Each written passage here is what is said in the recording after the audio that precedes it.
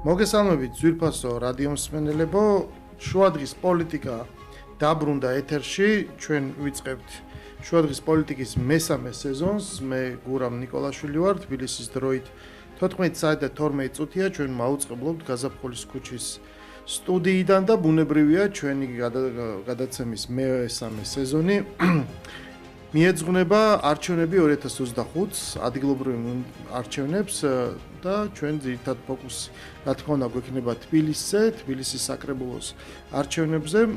ჩვენ 4 შაბათი დარჩა არჩევნების დღემდე, რომელიც გაიმართება 4 ოქტომბერს და შევეცდებით რომ მიმდინარე პროცესი წარმოგიდგინოთ, როგორი არის პოლიტიკურ ძალთა ბალანსი, მათი განლაგება, ურთიერთპაექრობა და ეს თლიან პოლიტიკურ ჭრილში გავაშუქოთ. მე და ბატონი ნიკო კახეთელიძე ვიქნებით ამ გადაცემის მოსაუბრეები, მიმომხილველები და მოგიყვებით და შევაფასეთ მიმდინარე პროცესს.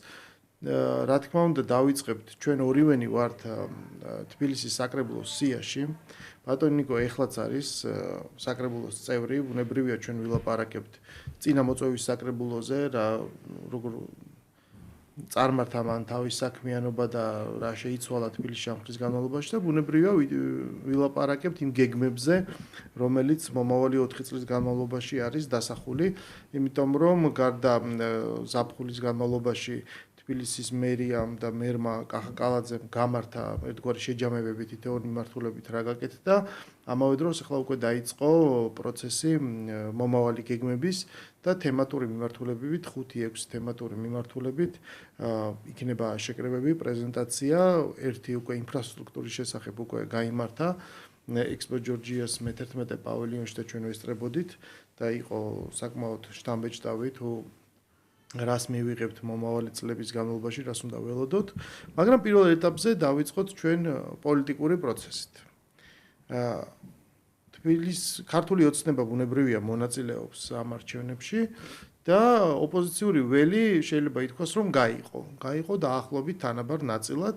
ნაწილი დარჩა ესე ეგრეთ წოდებულ ბოიკოტში, რომელიც მათ გამოაცხადეს შარშან საპარლამენტო არჩევნების შემდეგ, იქ დამარცხების შემდეგ, იმიტომ რომ თითოეულმა საშუალოდ 10% მიიღო და ჯამურათაც უმრავლესობა ვერ მოაგროვეს. მათ არ მოეწონათ ეს შედეგი და გადაწყვიტეს, რომ ამიტომ წამოეწყოთ გაყალბების კამპანია, მიუხედავად იმისა, რომ სათანადო მტკიცებულებები მათ ვერ მოიპოვეს, ამის მიუხედავად მათ ჯიუტად გააგრძელეს ეს ბოიკოტი და ჩვენ ხედავთ მას შემდეგ არსებულ პროტესტს. ეს პროტესტიც ახლა გაიყო, იმიტომ რომ პარტიათა ესეთი წონიანი პარტიების ნაწილმაც და სხვა პარტიებმაც რომელსაც თავის დროზე ვერ გადალახეს ბარიერი საპარლამენტო არჩევნებში, გადაწყვიტეს კვლავინდებურად არჩევნებში მონაწილეობა, ხოლო რაღაც ნაწილი იძახის, რომ არა, აქ მონაწილეობა არ შეიძლება. დავიწყებთ აი ამ პროცესის შეფასებით. რა შეიძლება ნიკო გავიხსენოთ ამის ანალოგი. ეს არის ერთგვარი უნიკალური პროცესი, რასაც ჩვენ დღეს ვხედავთ. აი ამ ტიპის კონფიგურაცია ქართულ პოლიტიკაში 30-35 წლის განმავლობაში, რაც უკვე საბჭოთა კავშირის შემდეგ არსებობს დამოუკიდებლად ეს პოლიტიკა და ეხლა ჩვენი მეხსიერება წვდება ამ პერიოდს, თუ საქმე გვაქვს თვისობრივად ახალ მოვლენასთან. გამარჯობა, მივესალმები გურამ შენს მსმენელს, მაყურებელს. იცი რა, უბრალოდ რა თქმა უნდა იგივე მეორდება, უბრალოდ ეს უფრო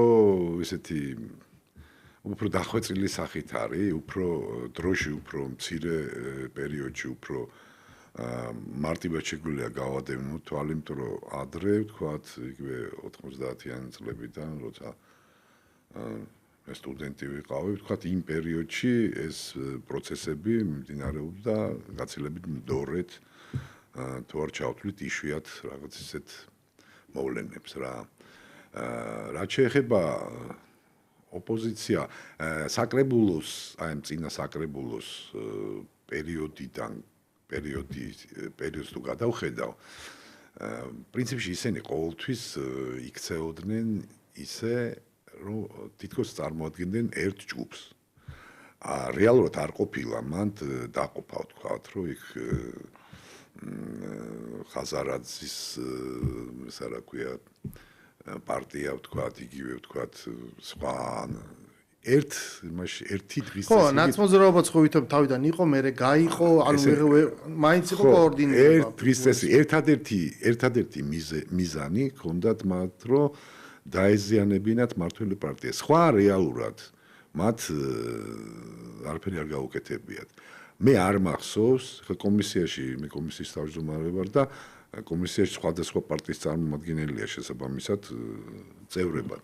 მე არ მახსოვს, როდისმე რაიმე ინიციატივით, ან თქვათ რაღაც იდეით, ან თქვათ რაღაც, მსგავსი არაფერი არ მახსოვს. ანუ რეალურად იყო დაზიანების პოლიტიკა თავიდან ბოლომდე, მეტი არაფერი. ამასთანავე მინდა გითხრა, რომ პრობლემა რა არის, იცით, საერთოდ ჩვენი პრობლემაა, ჯერთი ვერ ვანსხვავებთ საპარლამენტო არჩევნებს და თქვათ თავისებურება აქვს თქვათ ადგილობრივ არჩევნებს, ხო, ბუნებრივია. აქ მიდის როგორც წესი, პოლიტიკური პარტიები, როგორც წესი, განსაკუთრებით ოპოზიციური პოლიტიკური პარტიების გულისხმობ, მიდის ერთი და იგივე რეჟიმში. რაც ჩემი აზრით შეცდომაა.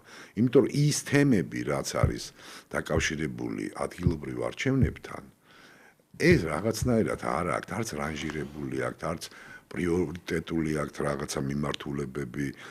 პროგრამაზე და ეს რაღაცებზე ლაპარაკი გამორიცხული, ხა წინა არჩევნებშიც იგივეს ვიძახდი, რომ აქ თქვა პარტია ეძახის თავის თავს ესეთ რაღაც სერიოზულად უყურებს საკუთარ თავს და ელემენტარულად პროგრამაც არ აქვს ხოლმე.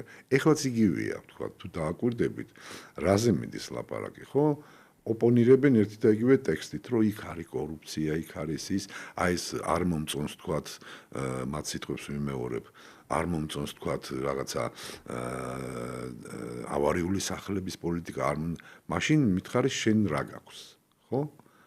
ბუნებრივია, იმიტომ რომ ამორჩეველი ამას ხო უყურებს და ამორჩეველი ცდილობს არის ნეიტრალური ამორჩეველიც არის თქვა, რომელიც ცდილობს გაარკვიოს თქვა რა უნდა ერთ მხარეს, რა უნდა მეორე მხარეს. სრული გაუგებრობაა რა, იმიტომ რომ რეალურად ისინი და რატო არ აკეთებენ ამას, იცი? კი არ აკეთებენ, ვერ აკეთებენ. იმიტომ რომ ამაზე არ უფიქრიათ, ამაზე არ უმუშავიათ. ეს არის ძალიან სერიოზული შრომა საერთოდ, როცა ადგილობრივ თვითმმართველობის თემებს ეხება, ვთქვათ, ეს პრობლემები რა. ამიტომ ყოველთვის მათი ოპონირება იყო რაღაცა ესეთი კიდევ ვიმეორებ, რომ რაღაცნაირად გაგაზიანო. როდის ეხლა მე ჩემთვის გასაგებია რა თქმა უნდა, რასაც გულისხმობ, იმიტომ რომ ეს ნიშნავს, რომ ქართული დემოკრატია ფუნქციონირებს ერთგვარ ავარიულ რეჟიმში, როდესაც ოპონენტი კი არ ცდილობს თემატურ საკითხზე მსჯელობას, შემოყოლას, რაღაც არგუმენტაციის გაძლიერებას, ან რაღაც ალტერნატიული ხედვის წარმოდგენას კონკრეტულ საკითხზე. არამედ რაღაც ესე ერთგვარ მითოპოეტურ ველს ქმნის, ყველა ხატავს აპოკალიფტურ სურათს, ოღონდ რაღაცა ესეთი პოეტური ზმანებებით, კონკრეტული არგუმენტაცია არ ჩანს. შემდეგ ისმენ რაღაცა სრულიად ბოდებს, ბიძინა ივანიშვილი წასულა მოსკოვში, ხოლო ვიქტორ სანიკიძე ვერ წასულა რიგაში. ამ განზომილებით და გელაპარაკება, რაც ერთგვარი თავარი ჩვენ ფორმულა მოვისმინეთ, რომ თავარი ფაქტები არ არის, თავარი აღქმები არის, გვითხრეს და კომუნიკაციაში შეიძლება ესეც მუშაობს, მაგრამ ეს როცა ეს ფორმულა პირდაპირ გამოდეთ შენ და აჩვენე, ხო? მე ბუნებრივია, რომ ამითი რას ამბობ შენ? ამით კი არ აღწერ სურათს, ამით იძახი რომ დავანებოთ თავი ფაქტებს, ვიმუშაოთ აღქმებზე და ამის გამოც ეს რეალური სივრციდან ეს ჩვენ მივიღეთ ერთგვარი რაღაცა ძალა, რომელიც გავიდა ამ რეალური სივრციდან და ოპერირებს სწორედ ამ ტერმინოლოგიით. გურამ, ორ თემას შეეხებ, თქვა. აღქმებზე თუ ვისაუბრებ, თქვა. მათ ისე წარმოაჩინეს ეს აღქმები, რომ საფუძველი შეურყიეს მოსახლეობაში თვითონ იგივე მოდი ესე ვიტყვი ევროპულ ღირებულებებს ამ მიმართულებას. იმიტომ რომ მათი ძალიან ბევრი ნაბიჯი კონტრპროდუქტიული იყო თუნდაც თქვათ ამ იდეოლოგიისთვის რა. იმდენად ვერ განსაზღვრეს ეს. ეხლა რაც შეეხება აქეთ წამოვიდეთ, ეხლა და პრაგმატულად ვისაუბროთ ადგილობრივ თბილისზე მაგალითად, ხო? თქვენ თუ გაადევნებთ თვალს კახა კალაძის წინა არჩევნების დროს მან ჩამოაყალიბა რის გაკეთება უნდა თბილისში და როგორ უნდა მიეღწია ამისთვის.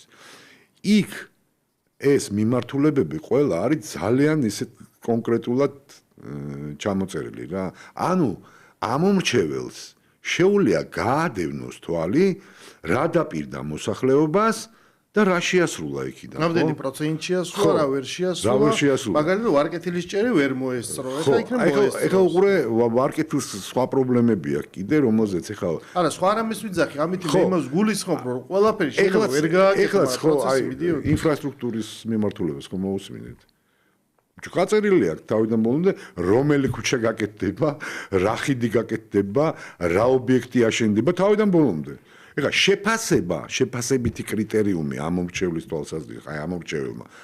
მე ვფიქრობ, ეს არის ყველაზე მნიშვნელოვანი, ვთქვათ, კონკრეტული, აი ვიღაც თბილისელისთვის, ხო, საშუალო სტატისტიკური თბილისელისთვის, რა დაპირდა და რა გააკეთა, რა ვერ გააკეთა, რა გააკეთა, რა მიმართულებით გააკეთა იმაზე მეტი, რაც დაპირდა და ასე შემდეგ.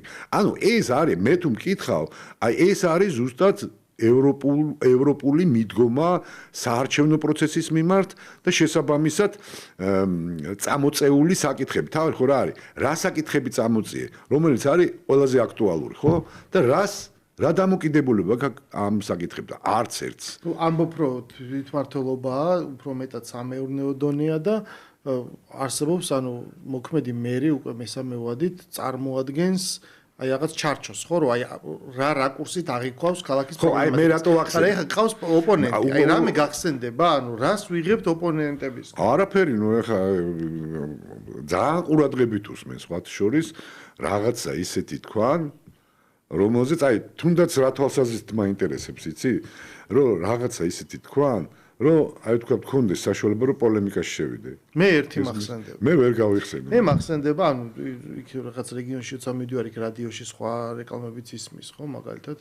მგონი კახაკუყაოს პარტია იყო, რომელიც მთელი საარჩევნო კამპანია არის, ხალხს მიმართავს, რომ თუ იმეს გინდათო თქვენ ადგილას მერობა, მოდითო და ჩემი სიითო, მოკლედ გაგიყვანთო. ეგ იყო დასამახსოვრებული, ანუ ერთგვარ რეკრუტირება ამავე დროს არის საარჩევნო კამპანია და მეორე, ნუ ყველაზე მეტი რგოლი აქვს ლელოს, საიდან მხოლოდ ერთი დამამახსოვრდა. მერობის კანდიდატი არის ირაკლი კუპრაძე.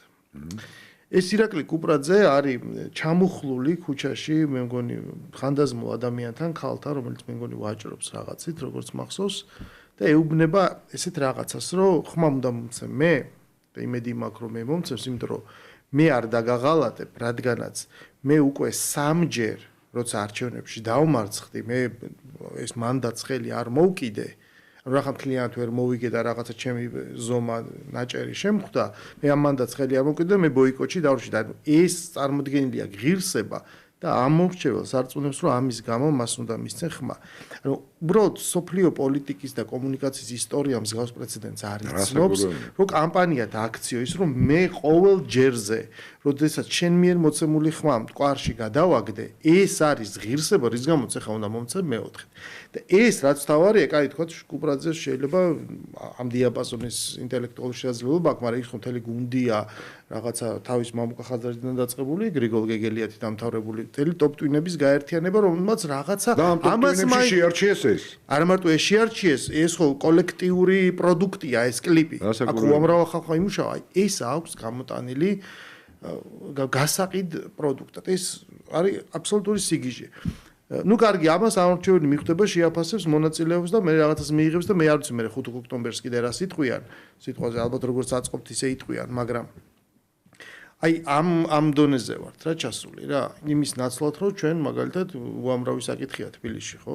საფიქრალი ამაზე ვილაპარაკოთ, მაგრამ ხა ამაზე ვილაპარაკეთ. აი, შეგეცოტინებ, აი მაგალითად მე ძალიან ხშირად მეკითხებიან ხოლმე რა, ჩემი ნაცნობები რა არის მე პირველ რიგში რომ თუ კი თქვათ აი ბინაიდან შეეხე მაგ თემას რასაც საუბრობს მათი კანდიდატი რომ მე მანდატი დავტოვე და წამოვედი თუ კი მანდატი დატოვა პარლამენტის ეხლა რატო შედის თქვათ წყალებში შეჯიბრში აი ეს გაურკვეველი რჩება იცით ამაზე პასუხი თქვათ ისეთი პასუხი რომელიც თქვათ ვიღაცას დაუკმაყოფილებს ცნობის მოყვარებას არ არსებობს არა აქვს ეგეთი პასუხი და ბუნებრივია ეხლა ამას უყურებს და ეს ტოვებს რბილად რო ვთქვათ არასერიოზულობის განცდას მათში. მე აბსოლუტურად არა აგრესიულად ვსაუბრობ ამაზე. ხო, არა, ბუნებრივია. არც ისინი არ არიან ის ადამიანები, რომ ხო, ანუ მე მართლა ვერ ხვდები, რატო აღიქოვენ ადამიანებს აი ეს ელემენტარული კოგნიტიური უნარების არ მქონეთ, რომ აუხსნა.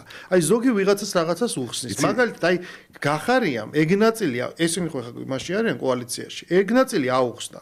თავიდან თუ გახსოვს დეკემბერში მაშინ ლაპარაკობდა რომ თითქოს ბოიკოტს და პროტესტს ჰქონდა ფაზები. პირველი ფაზა იყო რომ მივახციოთ რაღაცა დილეგიტიმაციას, არაღიარებას, მერე სანქციები, რაღაცა. ეხლა გავიდა რაღაც თვეები, მე თვითონ წავიდა გერმანიაში, ის არ ახსნა გერმანიაში რატო წავიდა და რატო მიიღო ბინადრობის მოწვევა, მაგრამ სამაგოდ ის ახსნა რომ ნუ ეს პროტესტი ჩავარდა და საერთოდ მანდატების ბოიკოტირება იყო შეცდომა. მაგრამ აი თავიდან რომ დავიწყე ლაპარაკი ამ პოეტურ და რაღაც რომანტიულ მიდგომაზე რა, თითქოს რაღაცა გაგუცა ჩოლოყაშვილები არიან, ამას გულისხმობს სწორედ რომ ამორჩეულს აჩვენებენ სურათს, რომელიც სრულიად გამრუდებულია, საერთოდ არაფერი კავშირი არ აქვს დემოკრატიასთან და თან იმ ევროპულ დემოკრატიასთან, რაც ლაპარაკი. შენ, როდესაც მონაწილეობ არჩევნებში და იღებ მანდატს, იღებ ზუსტად იმ ზომის და წონის, რამდენ პროცენტმა და რამდენმა ამორჩეულს მოგცა ხმა და ეს არის ხელისუფლების და ძალაუფლების ნაწილი. ანუ ძალაუფლება შედგება 100%-ისგან, უბრალოდ იქ პროპორციაა სხვადასხვა. როგორც უმრავლესობა არის ხელისუფლების ნაწილი, ისევე არის ეს უმცირესობა და ოპოზიცია. გავიწყდებოდ სხვადასხვა. ის არის საერთოდ ნიველირებული. და აქ ლაპარაკია რომ ან ერთმა უნდა მოიგოს, ან მეორე. ანუ თამაში რომ შედგეს ფეხბურთის, იქ აუცილებლად ერთი გუნდი მოიგებს, ან მეორე ვიღაცა მაინც მოიგებს. ის მატჩი ფრედ დამთავრდება, შემდეგი მატჩი დამთავრდება სხვანაირად, ხო? მაგრამ თამაში ვერ შედგება თუ ორი გუნდი არ გავიდა და ერთნაირი წესებით არ ითამაშა. ხო, ეს არის მთლიანად ნიველირებული მათ პოლიტიკურ ნარატივში და ისინი ატარებენ ხაზს, იცი რა არის, რომ აი ესენი რამდენი ხანი უნდა იყვნენ ძალაუფლებაში, ხა ჩვენ თუ არ მოვიგეთ, ესე იგი ეს სწორი არ არის და ყოველ ჯერზე ბოიკოტი. ანუ რატომ მიაჩნიათ, რომ ეს ამორჩეული არის ესეთი იდიოტი, რომ ამას ვერ ხვდება. აი ეგ მაინტერესებს, ანუ რატოა ესეთი დამოკიდებულება, ბევრი ევროპული გამოცდილება გაქვს და ბევრნაირ ხალხს შეხვედრი ხარ და მე მაინტერესებს, რატო აქვთ ესეთი დამოკიდებულება. სხვათა შორის ყველაზე ძალიან დავანებოთ თავს ამ შემთხვევაში წინა ხელისუფლების თქვათ ჩამონათვალს რა საზიზღრობები აქვს გაკეთებული, ამაზე არ ვილაპარაკებ. ყველაზე ცუდი განცდა იმ პერიოდშიც მქონდა ეგ, რომ ადამიანებს ესაუბრებიან ისე, თითქოს ეს ხალხი არის რაღაცა ამორფული მასა ადამიანების და რასაც ჩაძახებ, იმას დაიჯერებს. ან ფიქრობს რას? რასაც ვეტყვი, ის უნდა დავაჯერო. ეს სპეციალურად სხვათა შორის ესეთ საკმაოდ ისეთ ტრეინინგებს გადიან ამაში, რომ თან დარწმუნებულები არიან, რომ ეს რა ხან თქვი, იმას ჯერა კონკრეტული ფაქტის. იგივე გზას აგზელებენ ესენიც რა, ყოველგვარი არგუმენტაციის და ყოველგვარი რაღაც მაგალითების მოხმობის მიღმა რა. და სამწუხაროდ რჩება რა, მოდი იცით დავანებოთ თავი ახლა კიდევ ვიმეორებ აი ამას ამ თვალსაზრისით ბრძოლას. ის მსმენელი შენი, მაყურებელი შენი, ამომრჩეველი შენი გატყობს რომ შენ რომ მოხვიდე ხელისუფლებაში, შენ ვერაფერს ვერ აძლევ მას. ან თუ აძლევ, იმაზე მეც ვერ აძლევ, ვიდრე დღეს ეს რეალური ხელისუფლება, რომელიც დღეს არის. ეგ პრობლემა აქვს. და პრობლემა რა აქვს კიდე იცი? რომ ერთმნიშვნელოვნად თან ზუსტად ვიცი, ხა ძალიან ბევრ ადამიანს ვიცნობ ოპოზიციაში, ბევრთან ახალგაზრდობაში ჭაბუკეში მეგობრობდი და ძალიან კარგად ვიცი, რომ ეს ზუსტად იციან, რომ უმრავლესობა არ აქვთ. ქმნიან იმის რაღაც ილუზიას, რომ მათ აქვთ უმრავლესობა და არსებული ხელისუფლება მათ თქვათ თრგუნავს, რომ თქვათ უმრავლესობაში ვერ მოვიდნენ და რაღაც ციფრებს ასახელებენ, თუ დააკვირდი რაღაცა ეს კუპრაძეც ლაპარაკობდა, რაღაც 23% აქვს ყალაძეს და მე მაქვს 60 და რაღაც პროცენტი. ნუ ეხლა რაღაცა უკვე ზღვარს მიღმა ეს ყველაფერი, ხო? და აი ამ გონიათ რომ ხალხს ჯერა ამის. რეალურად მე დგება ის შედეგი, რომელიც დგება. ამაზე უკვე რეაქცია აქვს, უკვე всё გაყალბდა. всё გაყალბდა. როგორ, ნუ აი ეგრე. ეხლა ძალიან კარგად იციან, რომ არ გაყალბებულა. მე აი ამაში როგორ ავარ, იცი დარწმუნებული, რომ აი ზუსტად ვიცი, რომ იციან ეს.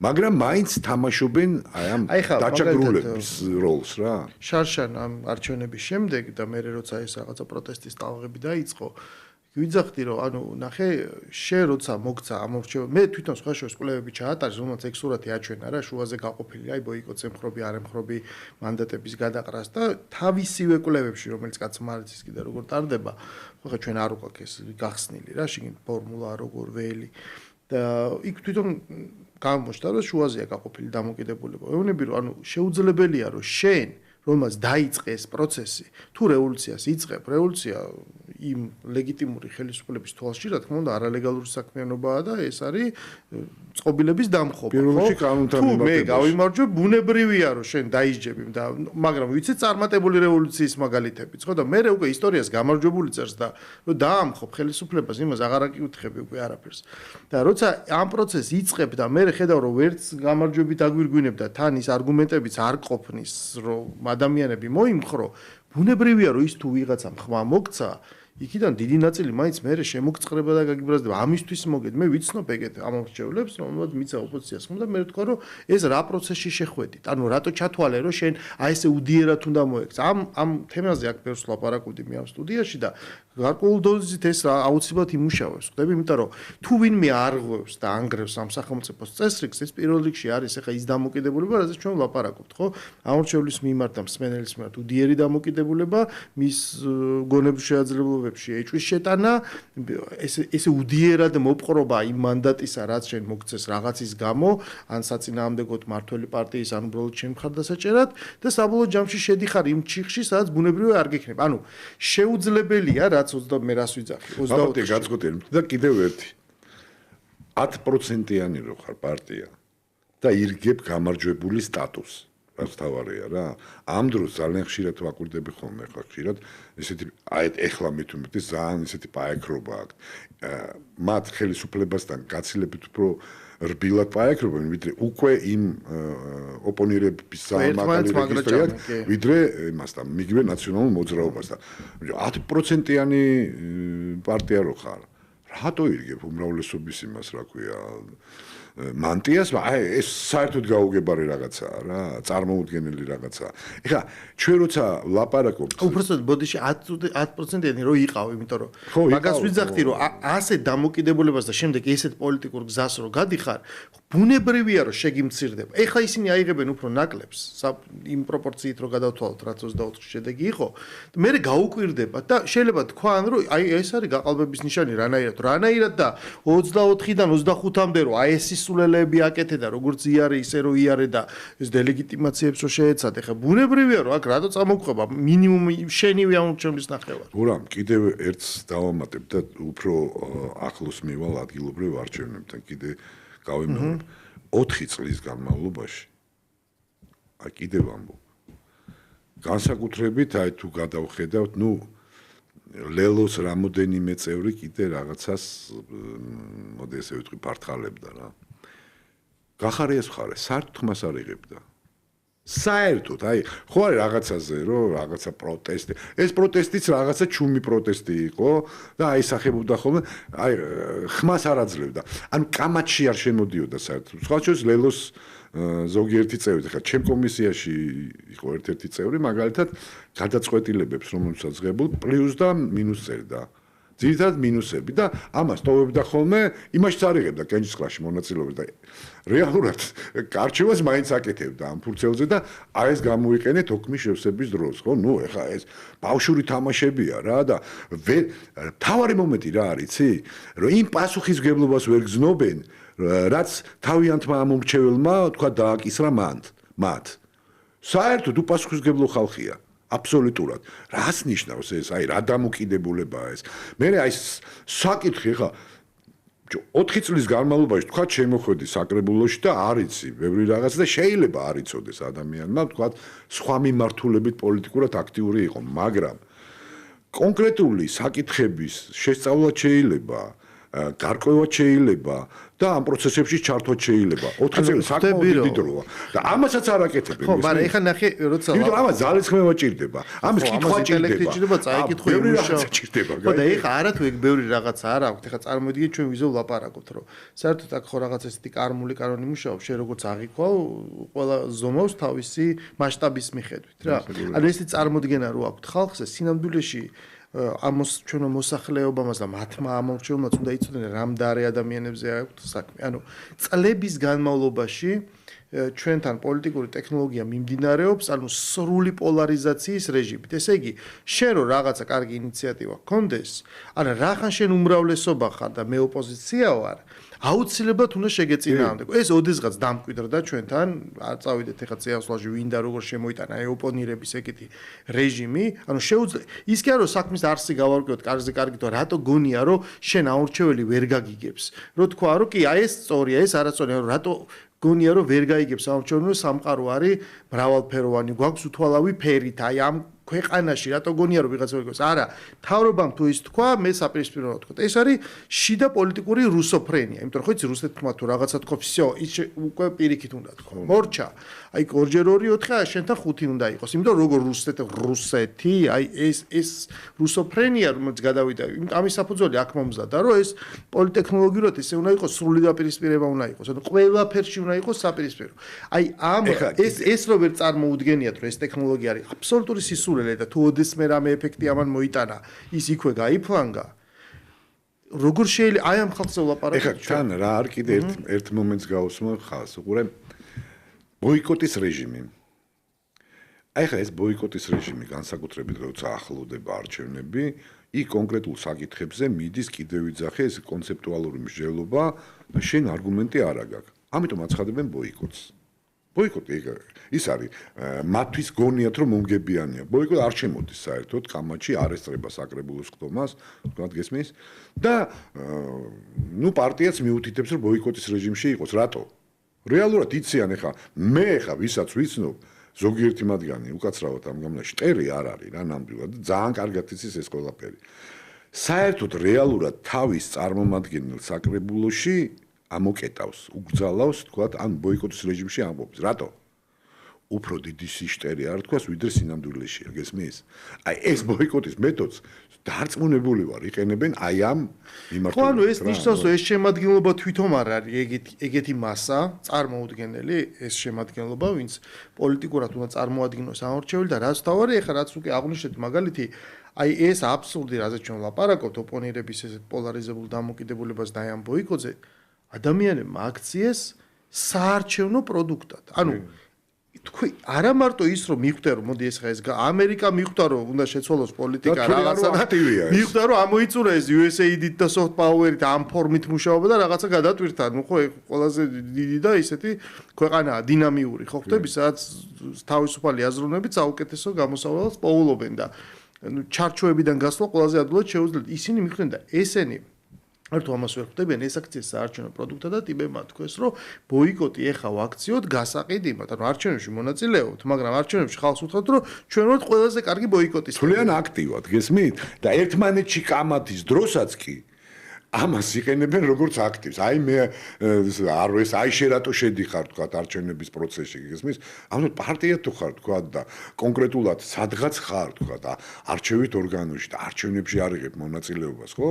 ნუ ეხლა არ ვიცი, მე არ მესმის. ჩვენ მივიღეთ სრულიად პოლიტიკური გროტესკი, თან რაც თავარი ამას ამდიდრებენ სხვადასხვა სურათით, არგუმენტებით, რომ ეს არის და მას ყიდიან როგორც ეს არის რეალობა რა. ანუ ტიპები სერიოზულად ყიდიან რეალობას, რომ ბიზნეს ივანიშვილი არის მოსკოვში და ვიქტორ სანიკიძე თბილისში. ხო, აი სხვათა შორის გამახსენდა მერაბ მამარდაშვილის ერთი ფრაზა, ნუ ის რუსულად ამბობდა ხოლმე, მე შევეცდები გადავთარგმნო ეს. ვინმე კიდე არ დამწამოს რაღაც. ჩვენ გვაქვს ღრმა ინტელექტუალური გულყრა. ჩვენ ცხოვრობ დროში. ანუ რუსულად ვიტყვი მაშინ. У нас глубокий интеллектуальный обморок. მაგას ამბობდა რა. მაგ პროცესში ვართ ხა. თან ყველაზე მთავარი რა არის, იცი? აქეთ რომ მიუთითებენ, რომ ესენი ინტელექტუალები არიან. და ძალიან კარგად ვიცნობ თითქმის ყველას. და არც თუ ისე პატარა ასაკის ვარ მე, რომ თავიანთი ქმედებები, თავიანთი წარსული მე ეს არ მახსოვდეს. ძალიან კარგად ვიცი, ყველა რადონის ინტელექტუალია რა, თითქმის ყველა.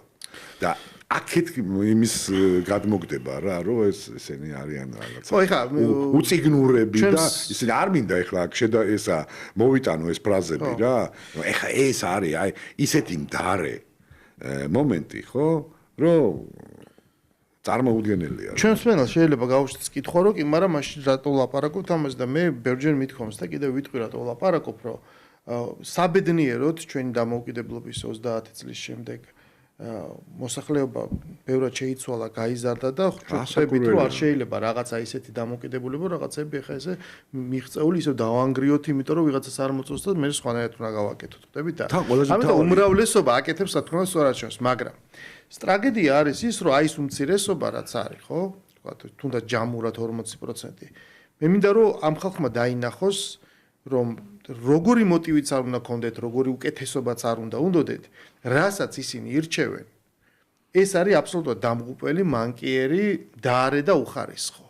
შეუძლებელია, რომ შენ თუ ესეთი მოტივები გამოძრავებს, შენ ხმას წარმოადგენდეს ესეთი უპასუხისმგებლო ხალხი. ეს არის დაუშვებელი.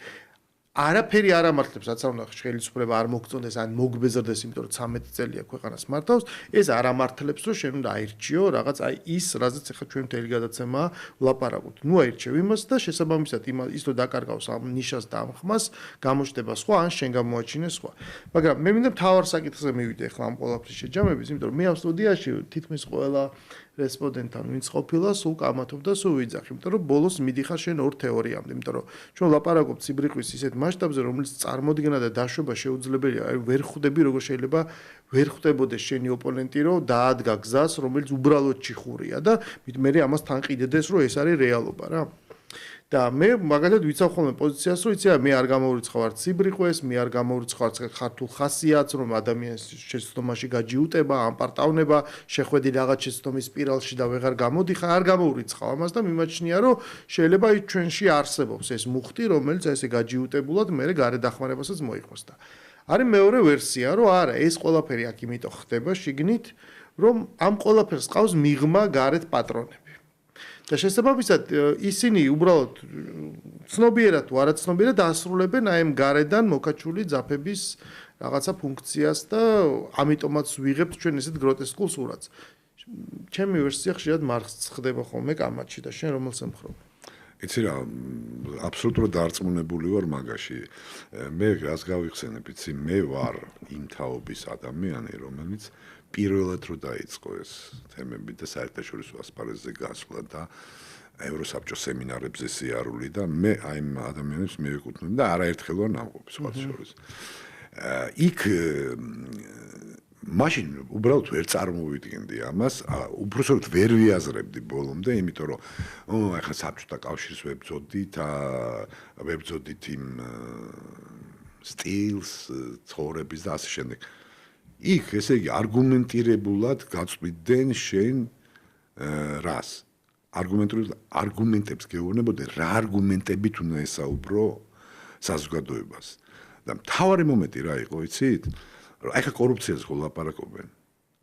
კორუფცია თუ თქვათ ვერ იგებ რაღაც სხვადასხვა მიმართულებით და კონკრეტიკაზე რო ჩამოდის ადამიანი, ეს არ გავაკეთე, აი ხო გავაკეთე, ეს ხო აბაშენე ეს თქვათ, ხო? უცებ მიდის ხოლმე კორუფციაზე გაამახვილეთ ყურადღება. ეს არის აბსოლუტურად სწორედ ისეთი გათვლილი ნასწავლი გამოცდილი სხვა ქვეყნებში, სხვათა შორის საკითხი. ეხლა როცა კორუფციაზე ლაპარაკობ, რა თქმა უნდა დაასახელო. ეხლა არგუმენტად რომ მე ხო ამბობს თქვათ ვიღაცა, არგუმენტად მე სიშტერე რომ მოკავს, რომელიც კორუფციასთან კავშირში არ არის. სხვა მაგალითია ეს, სხვა კორუფციასთან არა აქვს ამას საქმე. ამასაც ვერ საზღვრავენ, გესმის? არა, ან საკითხად საზღვრავენ, იმიტომ რომ ჩვენთან არის ყველაზე დიდი NGO და ორგანიზაციის მთავარი საკითხი არის. მე ვლაპარაკობ აი პოლიტიკურ კლასზე, რომელიც თქვა დღეს შენთან ოპონირებს ამ ადგილობრივი არჩევნების პროცესში. ახლა კიდე არ მინდა რა დავასახელო, იმიტომ რომ ძალიან შორს აგვიყვანს ესია და აი ამ საკითხს კორუფცია რასაც ქვია. ახსენებენ უადგილოდ ხშირად, იმიტომ რომ კონკრეტულ ფაქტს, რომელსაც აღწერ. ეს კორუფციის ბრალი კი არ არის.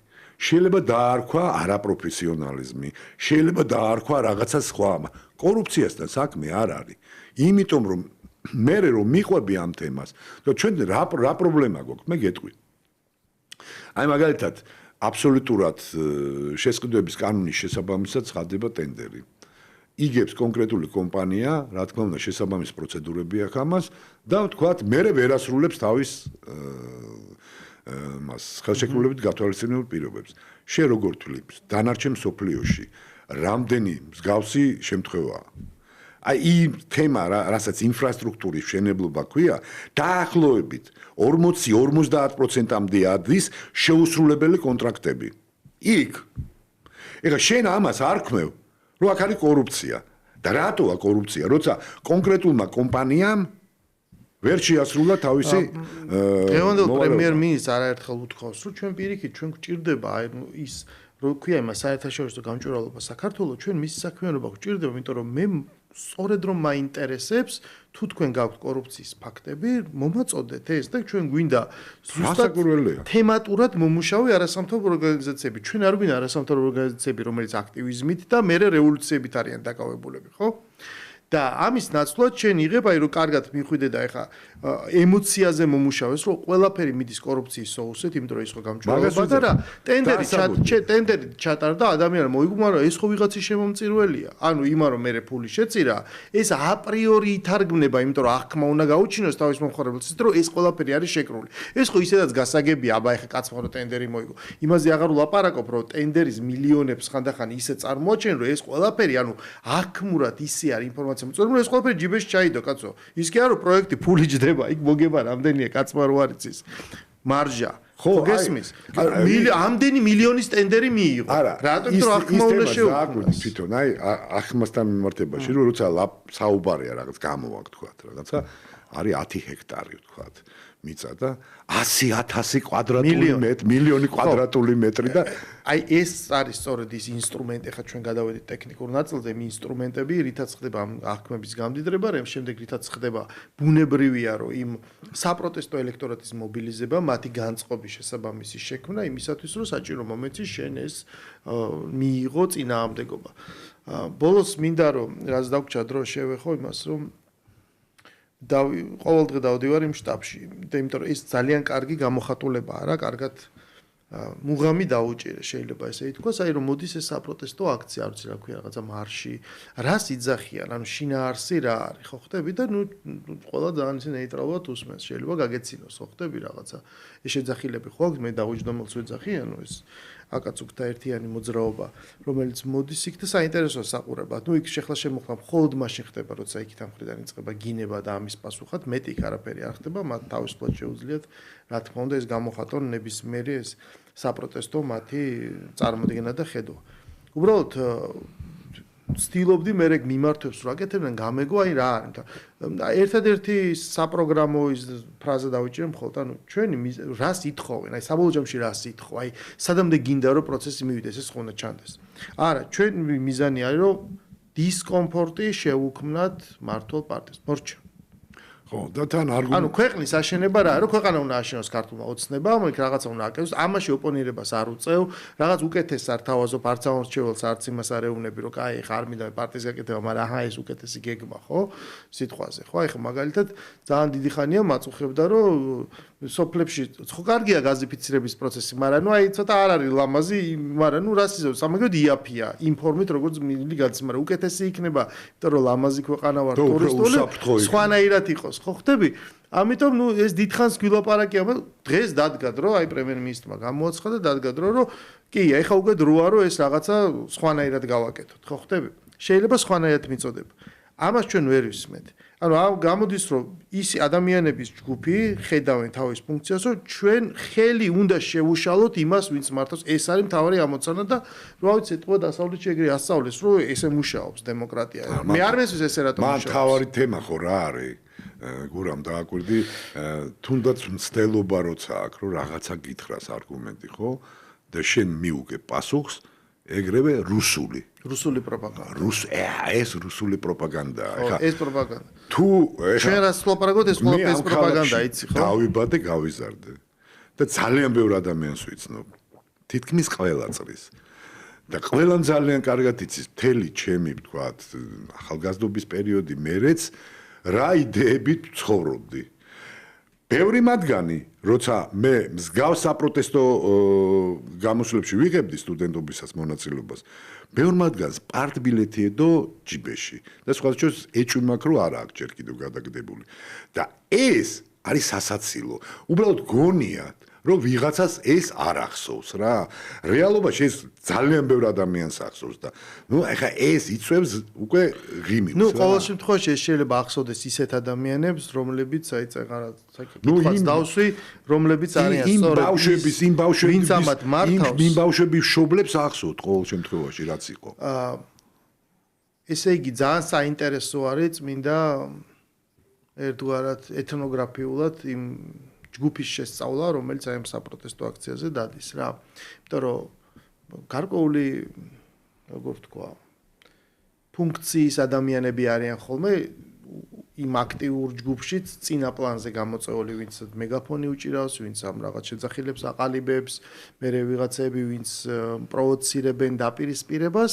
მაგრამ ჩემთვის საინტერესო როცა ამას ცოცხალობ, ეს ყველაფერი არ ჩანს ოღონდ ეკრანზე რა, ის ვიდე გადაღებული ვიდეოებში მით უმეტეს მათი მხრიდან. ეს ყველაფერი ნიველირებული, ფოკუსი იმაზეა გაკეთებული, რაც უნდათ რომ ვთქვათ აქცენტისაც წაიყვანო, დაპირისპირება მოხდა. სხვა შორის, როცა ეს მოხდა რამდენიმე დღის წინ, ალბათ დღეს კიდევ მოვლენ რა, იქ შტაბთან საპროტესტო აქციაზე.